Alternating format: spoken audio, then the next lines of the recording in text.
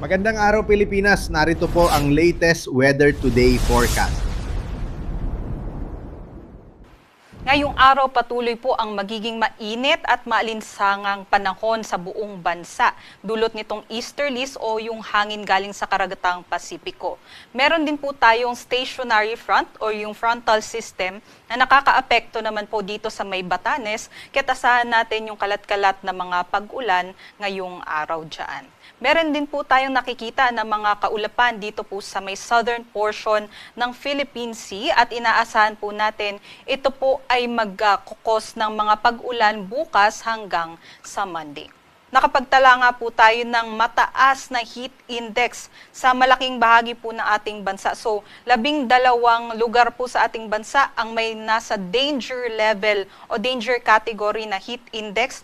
Una na po dito yung Butuan City, Agusan del Norte, 47 degrees Celsius at sumunod ang Dumangas, Iloilo, 46 degrees Celsius. Yung danger level category natin ay maaari po magdulot ng heat exhaustion, heat cramps, and kung magbabad po tayo sa init, lalong-lalo na sa tanghali hanggang sa hapon, ay maaari din po ito magdulot ng heat stroke. Delikado po ito kaya doble ingat sa ating mga kababayan. Dito naman sa Metro Manila, nakapagtala tayo kahapon ng hanggang 39 degrees Celsius na heat index na nasa extreme caution category. Para naman po sa ating forecast, heat index ngayong araw sa Metro Manila hanggang 39 degrees Celsius pa rin at 14 naman po o 14 na lugar sa ating bansa makakaranas ng hanggang danger level na heat index ngayong araw. Pinakamataas pa rin sa may Butuan City, Agusan del Norte at Dumangas, Iloilo, 45 degrees Celsius hanggang 44 naman dito sa La Granja, La Carlota, Negros Oriental, maging sa may Borongan, Eastern Samar, 43 degrees Celsius naman sa may San Ildefonso, Bulacan, Iloilo City, Iloilo, Catbalogan, Samar, maging dito sa may Cotabato City, Maguindanao del Norte, at nasa 42 degrees Celsius naman sa may Sangli Point, Aborlan, Palawan, Rojas City, Capiz, Mambusaw, Capiz, Baybay City, Leyte, and sa may Giwan, Eastern Samar.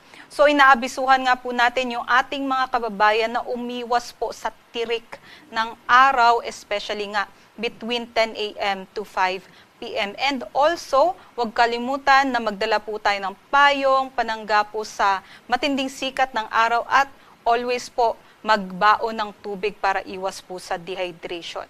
Doble ingat po sa ating mga kababayan. Ngayong araw, inaasahan nga po natin magiging maulan dito sa may Batanes area. Ngayong araw, buong araw po yan dahil nga po dito sa frontal system. But other parts of the country ay magiging mainit at maalinsangan. Ito po yung ating inaasahan na agwat ng temperatura o yung air temperature pa lamang po ito. Pinakamataas sa may Tuguegarao 25 to 36. Sumunod dito ang Metro Manila 25 to 35. At dito naman po sa may Legazpi 26 to 33. 22 to 32 naman po sa Tagaytay, 25 to 32 sa Lawag. At medyo mababa pa rin po sa Baguio, 17 to 26 degrees Celsius. Hindi din natin inaalis yung tsansa ng mga pag-ulan, especially during the afternoons and evenings, dulot naman ng mga localized thunderstorms. Dito naman po sa may Palawan, Visayas at Mindanao, ganun din po ang ating panahon at meron din po tayong mga inaasahan ng mga panandaliang buhos ng ulan pagsapit ng hapon hanggang sa gabi. Ito po yung ating inaasahan na agwat ng temperatura. Kung mapapansin po natin, yung minimum temperatures natin ngayong umaga ay mas matataas na po. So naglalaro po ito between 26 to 27 degrees Celsius. Yung maximum temperature naman po natin ay usually nare-record po natin yan between 2 to 5 p.m. So, pinakamataas na maximum temperature na inaasahan natin ngayong araw dito po sa may Zamboanga, Puerto Princesa at sa may Kalayaan Islands hanggang 34 degrees Celsius po. Air temperature pa lamang po yan.